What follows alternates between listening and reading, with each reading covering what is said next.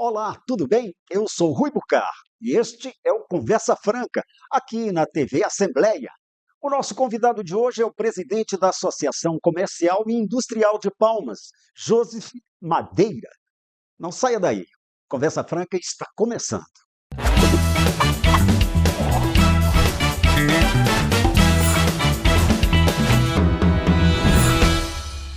Joseph Ribamar Madeira é dono do grupo Jorima, jornalista, palestrante, empresário e líder classista, maranhense de nascimento. Ele adotou Palmas no começo dos anos 90, onde consolidou uma trajetória de sucesso, tornando-se um dos mais admirados e bem-sucedidos empresários do Tocantins. Para essa conversa com o presidente da Associação Comercial e Industrial de Palmas, nós convidamos os jornalistas Fábia Lázara e Luiz Melquiades. Muito obrigado pela presença de vocês. Presidente, é um grande prazer recebê-lo aqui nessa conversa franca para falar de economia. Seja bem-vindo. Mais do que uma honra, é uma imensa alegria estar sendo entrevistado por esses trio de jornalistas aqui, amigos que eu tanto admiro. Portanto, é uma honra estar aqui com vocês. Presidente, depois de uma divulgação de um dado que a CIPA fez, colocando ali o Tocantins com um crescimento fantástico no comércio varejista, me parece que começou um certo otimismo com a economia do Estado. Eu pergunto de onde vem, o que explica esse otimismo?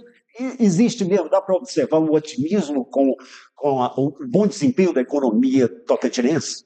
A divulgação desses percentuais, eles só refletiram um crescimento que já vinha se notando há tempos. E esse crescimento, como eu disse naquela ocasião aqui conversávamos, ele é fruto do esforço de todos os segmentos empresariais, mas precisa ser registrado que é fruto também dessas ações de governo que tem fomentado todos os segmentos da economia, que tem criado um ambiente favorável para quem empreende e que, portanto, dessa forma tem sido um governo favorável ao desenvolvimento econômico. Então, esses índices é o reflexo de toda essa união de forças e de convergência. Presidente, só para que o nosso público compreenda do que nós estamos falando, é um índice de 12,6% de crescimento em 2003 no comércio varejista do Tocantins. Isso é 11 pontos acima da média nacional. O que explica? O Tocantins, no ano passado, 2023, o Tocantins foi um dos estados que teve o melhor índice de crescimento do comércio, da atividade econômica. Um dos que mais se destacou. E para esse ano, exatamente com esse clima gerado, esse clima de positividade gerado, a expectativa é de que nós tenhamos um desempenho ainda melhor. E o reflexo disso, repito, está no mercado imobiliário que tem crescido, está no mercado turismo, está na saúde, está em todos os segmentos da nossa economia, graças a Deus. Luiz Melquiades. Joseph, mesmo considerando esse cenário otimista no setor de indústria e comércio, nós temos números oficiais que em 2023, cerca de 12 mil empresas foram fechadas. Considerando que esse é um indicador muito importante para a sociedade, porque número de registros de empresas significa aumento de emprego, significa aumento de arrecadação de impostos, o que a CIPA entende que deve ser feito para que tenham menos empresas fechando nesse segmento? O número de empresas que abriram também foi um número significativo, superior aos anos anteriores, o que é um aspecto extremamente positivo. Para que essas empresas se fortaleçam, o principal que nós tenhamos é de um ambiente favorável à atividade empreendedora, com tributos justos, com fomento, com a economia, com servidores do Estado sendo pagos um dia, com servidores do município, de modo que o poder público possa fazer o dinheiro circular, possam ter obras que geram muitos empregos. Então, quando a economia circula, as empresas vendem, todos os segmentos vendem. Então, a forma de contribuir para o crescimento das empresas, para a manutenção delas, para a sustentabilidade delas, é exatamente o fortalecimento da economia, com esse olhar de sustentabilidade, fomentando todos os setores. E é o que eu tenho observado que vem acontecendo no nosso Estado, graças a Deus. Fábia. Joseph, dentro desses números, quais são assim, os segmentos que puxam mesmo esse crescimento? É o setor de alimentação, é o setor atacadista, a gente sabe que o Tocantins é um polo logístico, né? Empresas cada vez mais o polo logístico atacadista também, mas quais são os segmentos puxam esse crescimento? O agronegócio, ele tem sido talvez assim, aquele que mais tem alavancado, porque até antigamente a gente imaginava que o agronegócio ficava só de passagem, aqui por Palmas principalmente. Mas hoje não, ele tem impactado de forma direta, de forma efetiva, né, todos os segmentos, a área imobiliária, a área hoteleira, o turismo. Então, esse segmento do agronegócio é que tem sido o carro-chefe desse fomento notável. Porque na economia existe muito o efeito psicológico. É quando você pensa que está tudo bem, você se entusiasma e você investe. Então, quando você imagina que a economia está bem, você reforma a casa, você compra um carro e assume ali algumas mensalidades, do mesmo modo que quando ela está ruim, você está recuado. Então, o Tocantins, ele vive um dos melhores momentos da sua economia.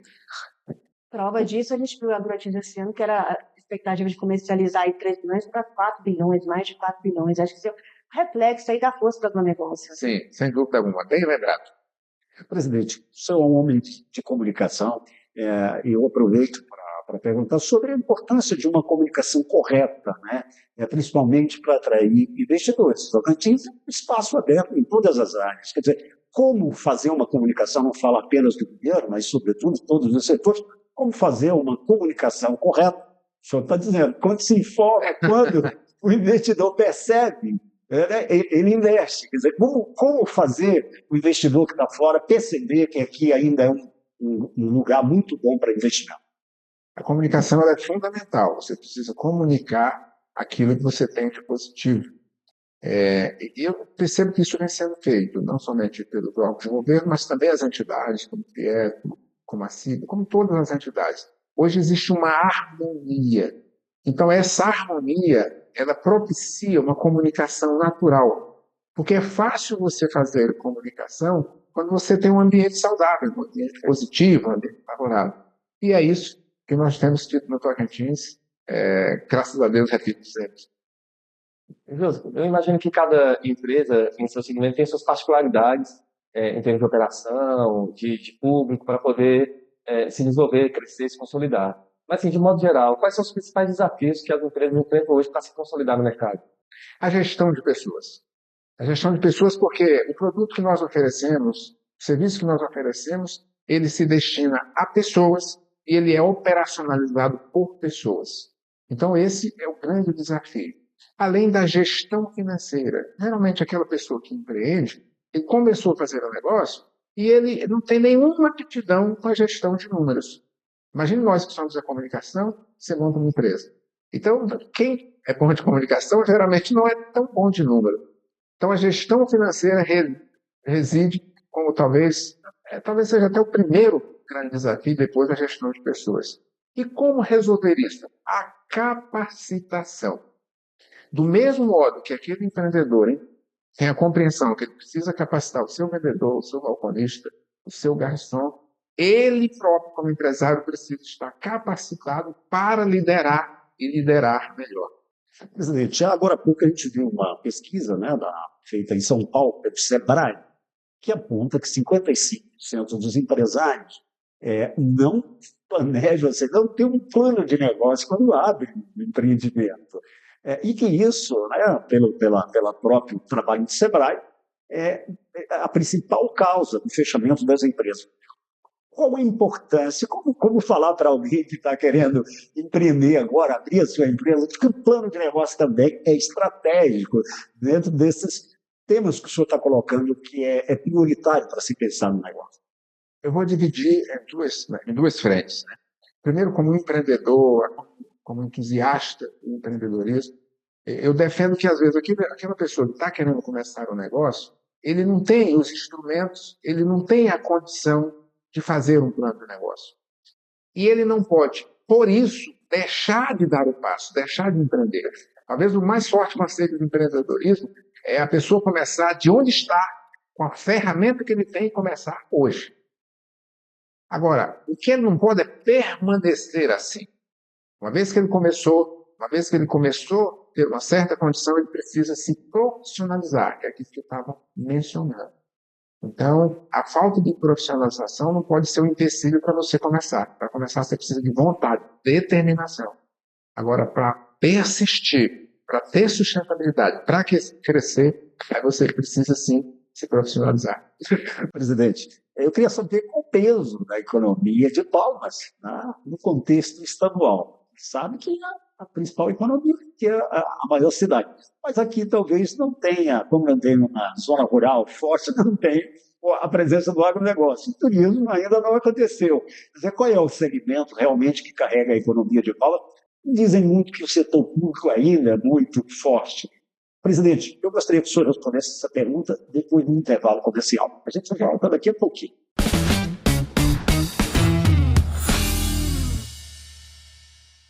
Olá, estamos de volta. E hoje conversando com o presidente da Associação Comercial e Industrial de Palmas, Joseph Madeira. Presidente, eu perguntei no bloco anterior, né, sobre a força da economia de Palmas no contexto do Estado, né? Qual é o segmento, já que aqui não tem um agronegócio, o turismo ainda está crescendo muito, mas ainda não é tão forte assim. Qual o setor que puxa a economia de Palmas, que é, vamos lembrar, que é a maior economia do Estado? O mais predominante em Palmas é o setor de serviços, aí, de diferentes naturezas, educacional, saúde. Então, na sua soma, ela arrasta a economia da nossa capital. Luiz Mequeiros. Você falou agora há pouco da importância da gestão de pessoas para a consolidação das empresas. Eu queria conversar um pouco a respeito de qualificação de trabalhadores. Existe uma diferença entre oferta de vagas disponíveis e número de trabalhadores qualificados para ocupar essas vagas? Existe essa diferença nessa equação? E os programas disponíveis que existem de qualificação de profissionais, eles são suficientes para poder atender essa demanda? Existe uma diferença entre a oferta e aqui a demanda. É uma coisa que intriga às vezes, porque enquanto você conversa com os empresários, dizendo, eu tenho vaga, não consigo preencher, aí você passa no Cine, né, nesses órgãos que oferecem mão de obra, e tem um monte de gente querendo emprego. Então, é uma matemática que às vezes não bate. Veja, hoje as empresas, elas contratam pelas habilidades técnicas, por aquilo que está no currículo, e elas demitem pelo aspecto comportamental do colaborador. Então, hoje, para você vencer, para você ser bem-sucedido em qualquer coisa que você fizer, isso vale para o balconista, vale para o motorista, vale para a enfermeira, para todos os profissionais, eles precisam ter aí 50% de conhecimento técnico, mas o que firma, o que faz a diferença é o comportamental. A atitude, a motivação, como que eu atendo as pessoas, como que eu valorizo a oportunidade que eu tenho no trabalho. Então, a qualificação hoje, que as empresas defendem, elas já se voltam mais para isso. Quando você contrata um motorista, é claro que você entende que saber dirigir um carro, trocar o óleo, essas questões ele já aprendeu lá na escola. Agora, como que ele vai sorrir para a pessoa que ele atende? Como que ele vai ser respeitoso? Como que ele vai entender sobre pontualidade? Aí nós estamos falando de comportamento. Então, hoje as empresas defendem que elas coloquem a capacitação sempre equacionando aqui 50% com habilidades técnicas, mas 50% é comportamental, a preparação. Presidente, uso do senso comum em Palmas costuma dizer que o nosso atendimento não é muito bom. Eu sei que isso vem mudando, porque as empresas investem muito, né? Eu queria saber de hoje, o que existe? Isso ainda tem algum fundamento? Ou a gente também precisa aprender que há um atendimento que é bom, que pode ser considerado? Existe naturalmente essa necessidade de uma melhora contínua, isso porque não é estático, nunca vai chegar um momento de ser bem, não. É algo contínuo, uma vigilância que você precisa ter para levar o seu nível de atendimento.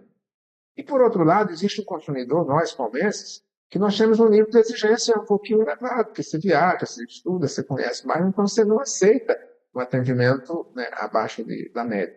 Mas eu percebo que o nosso atendimento no comércio tem melhorado, precisa melhorar mais, natural, mas eu me sinto assim, muito satisfeito, e no ambiente da CIP a gente trabalha muito essa questão, no sentido de continuar melhorando o atendimento, que já melhorou bastante.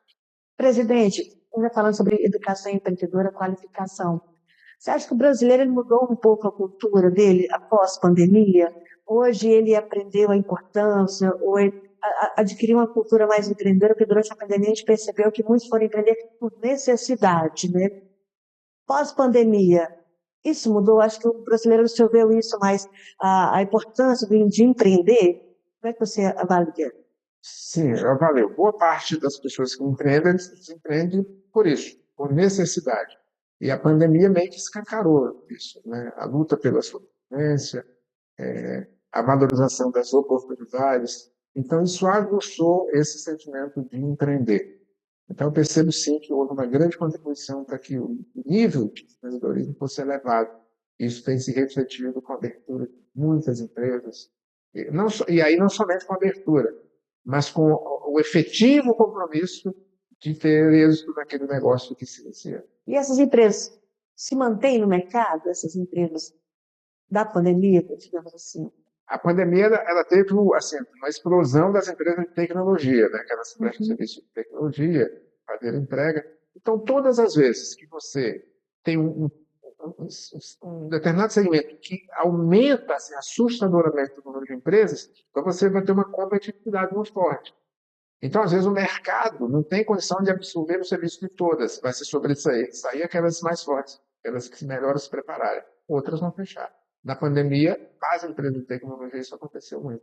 Você acha que o empreendedor deveria ter ser ensinado lá desde o ensino fundamental, o ensino médio, ser repassado para que formem cidadãos mais preparados mesmo para empreender lá na frente? Sim, graças a Deus, esse é um despertar que já está acontecendo, essa necessidade. Porque às vezes você passa muito tempo na escola aprendendo coisas que você nunca vai utilizar. Nunca vai utilizar. E aí as coisas no nosso dia a dia que você sempre busca, que você se aprende, você não vê na escola. É como se a escola não fosse uma escola de vida, preparando você para o cotidiano, para os desafios diários do exercício da vida. Então, isso está mudando. Então, já há essa tendência de se mudar a grade curricular das escolas para que ela coloque o empreendedorismo lá na base. Essa será, assim, o marco, o pilar da verdadeira transformação que nós precisamos. E isso é muito importante, porque às vezes a gente vê no interior as pessoas em várias cadeias que poderiam, né, o pessoal está trabalhando, setor de alimentação, setor de turismo, setor de mineração, e às vezes as pessoas não sabem como fazer, né, presidente? Sim, a educação empreendedora ela é fundamental. Os países mais desenvolvidos, eles atingiram esse nível de desenvolvimento porque aplicaram a educação empreendedora desde o início. Isso é uma crítica também muito presente na academia, né? As universidades, elas, de modo geral, que a gente tem conhecimento, elas formam academicamente o profissional, mas assim, não a parte técnica. Você percebe se isso ocorre aqui em Palmas e no Tocantins, e existe algum diálogo dos órgãos públicos e dos setores envolvidos com as universidades, com os institutos técnicos, para que isso seja diferente? As universidades elas criam aqueles laboratórios, incubadoras, coisa assim, mas é muito tímido ainda. Eu sinto que precisa estreitar esse diálogo entre a academia e a empresa, exatamente para que o aluno, quando ele sai da faculdade, o aluno que faz administração, por exemplo, ele não se sinta perdido. Porque às vezes você contrata ou traz um estagiário de administração e o cara não sabe porque ele aprendeu uma outra realidade. Né? Ele estudou sobre os conceitos numa época de séculos atrás. E hoje a realidade é outra, muito diferente. Então, as universidades, eu percebo que já está havendo uma sinalização desse sentido, mas precisa haver mais essa aproximação entre a história, né, que os caras pregam, e a vida diária, cotidiana aqui. Em tempo de informação, tem que haver esse confronto, né, entre esse que fala, entre a história e a vida diária, para que a gente poder transformar o nosso dia. Presidente, às vezes a gente ouve, né, de algumas pessoas, quando pensa em empreender, quando pensa em abrir um negócio, já pensa assim, querer ser o seu próprio patrão e ter a liberdade, né, de sair quando quiser. Não, eu queria que o senhor falasse era sobre o cotidiano do empresário. É assim mesmo? Você decide a sua vida quando sair de férias, quando tirar tempo para fazer um passeio? Como é que é a vida de um empresário? Não é exatamente isso, não. Eu tenho uma comparação que eu faço. Imagine que você está aqui em cima de uma ponte estreita, você tem que atravessar ela, e debaixo existe uma rede. Assim é quando você trabalha empregado, né? Você tem a carteira assinada. A conta é estreita, existem limitações, mas você tem uma rede que te segura. Qual a rede? É a garantia do emprego, tal, tal. Quando você vai empreender, a ponte que era estreita, às vezes estreita um pouquinho mais, e agora tiraram a rede. Entendeu? Então empreender no começo não tem essa garantia. Você, se hoje no seu emprego você vai 8, quando você abrir o negócio, você vai ter que entrar às vezes a 6. Se você sair a 18, você vai ter que ir a 20. Então requer sacrifício. Então, não há essa fantasia. Essa fantasia ou esse lado bom é depois que você já percorreu a estrada, você for bem sucedido, e você só será bem sucedido se houver sacrifício, se houver renúncia, se houver dedicação plena, se houver o compromisso de ir além da sua obrigação, de acordar mais cedo, de dormir mais tarde. Só assim a gente consegue depois ter o êxito, virar presidente da CIPA, algumas coisas assim. Mas antes tem que suar. Presidente, eu queria saber do senhor, senso comum no Brasil é de que é muito difícil empreender no Brasil, né? Justamente dos impostos, da alta taxa de impostos, e outras dificuldades. Em Palmas, como é que o senhor avalia a abertura do mercado? Como é que o senhor avalia como é empreender em Palmas, que é a área que o senhor conhece bem? Eu gostaria que o senhor respondesse essa pergunta depois do intervalo comercial. A gente volta daqui a pouco.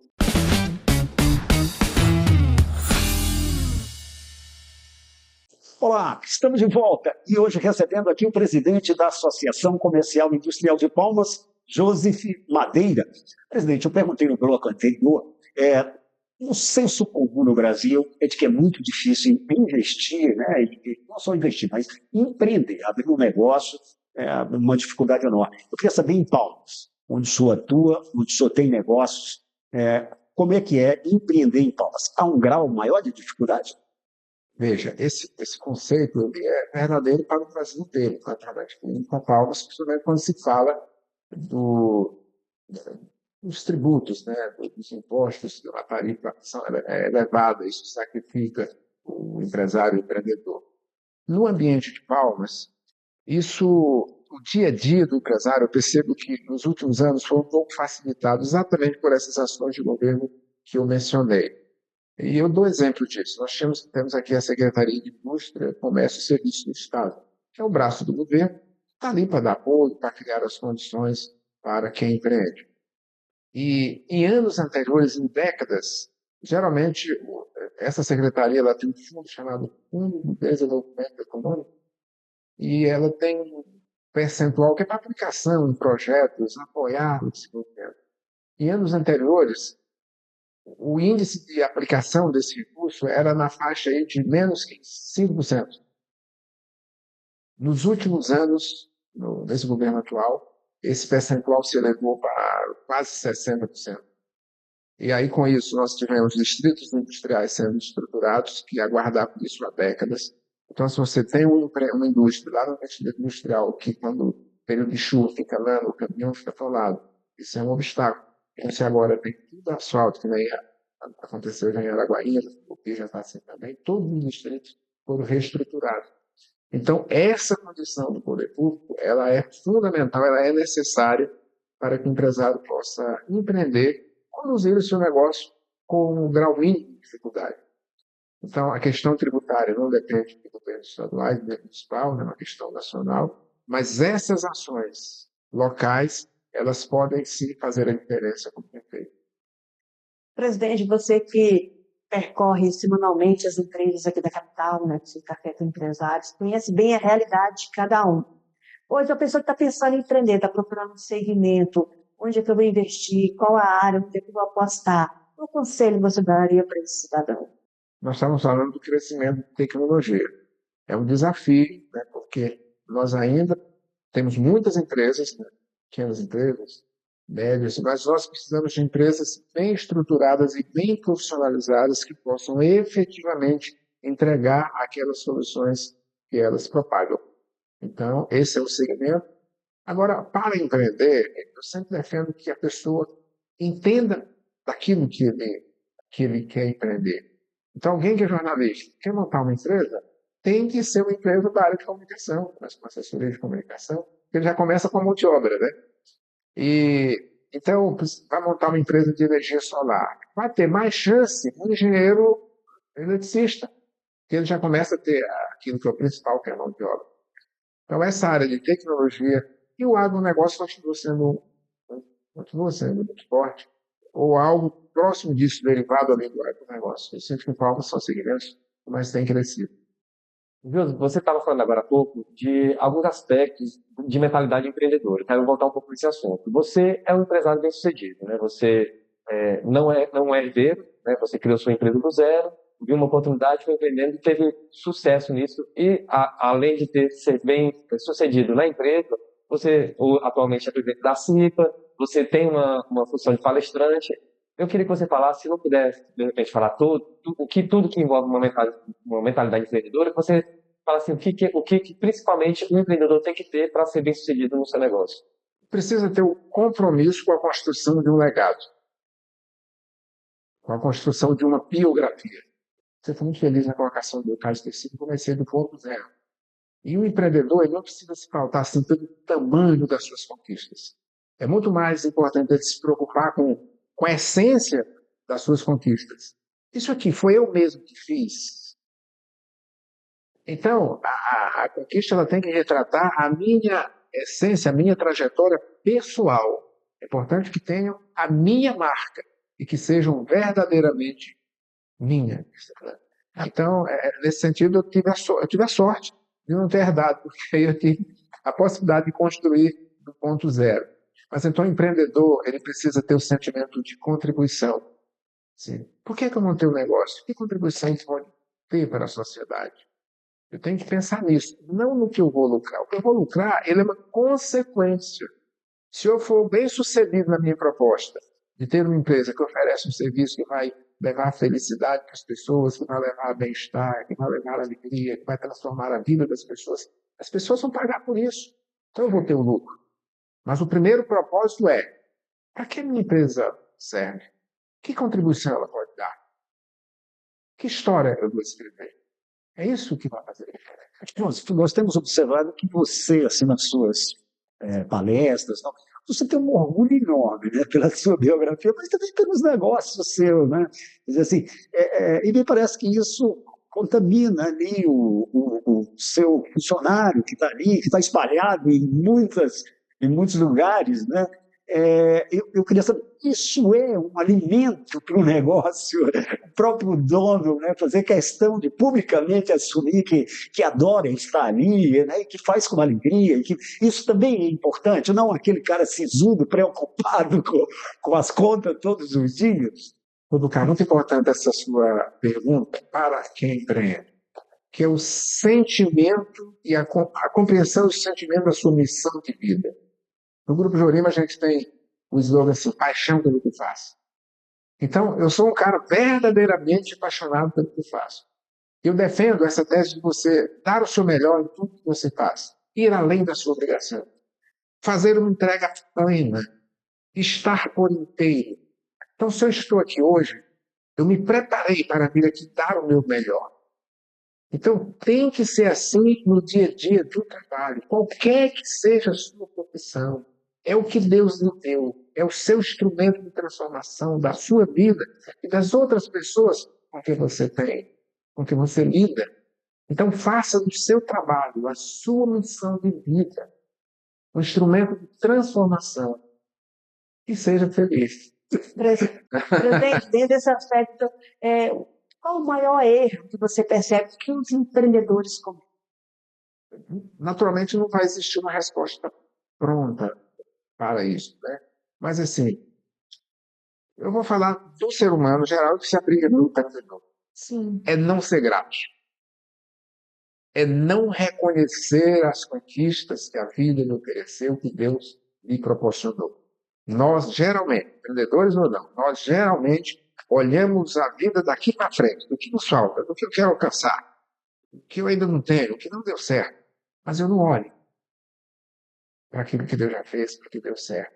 E é a partir desse olhar para o que deu certo, reconhecendo, agradecendo, que que o meu coração se enche de alegria e que eu passo a ter esse sentimento de missão cumprida, de felicidade, de realização, que eu passo a irradiar uma energia. Se eu não tiver esse olhar de gratidão, eu vou ser sempre carrancudo. Eu vou olhar para o boleto que venceu, o carro que ainda não comprei, a estrada que está esburacada, o pneu do carro que furou. Bicho, isso aqui vai existir sempre. É como um pé de rosa. Tem um espinho e tem as rosas. Para que lado você quer olhar? Josi, isso mais ou menos que você conseguiu colocar nessa sua obra, no seu novo produto que está no mercado aí, Rompendo Barreiras, é um livro, né, que acabou de ser lançado aqui em Palmas, né? Eu queria que você falasse um pouquinho sobre essa obra. É também uma forma de gratidão por tudo que Palmas lhe deu, o estado do Tocantins lhe deu? Sem dúvida, né? O livro, eu tenho muito orgulho dele, ele me deixa muito feliz. O título, ele traduz o que todos nós aqui fizemos para chegar onde estamos. Nós rompemos barreiras para poder chegar até aqui. Vamos ter que romper muitas outras para chegar onde queremos chegar. Então, ele tem 10 princípios e cada um deles é carregado com experiência de vida. Como que eu vivi, como que eu fiz. É um livro da vida real e que tem um propósito exatamente de contribuir, de retribuir a tudo isso que Deus fez na minha vida, quando me trouxe para Palmas e aqui me permitiu transformar a minha vida e contribuir para a transformação de vida de tantas outras pessoas. Presidente, como dizem aqui no nosso estado, né, quando a conversa é boa, o tempo já está finalizando a nossa entrevista, infelizmente, mas fica um convite para outros momentos, a gente falar também de outros temas.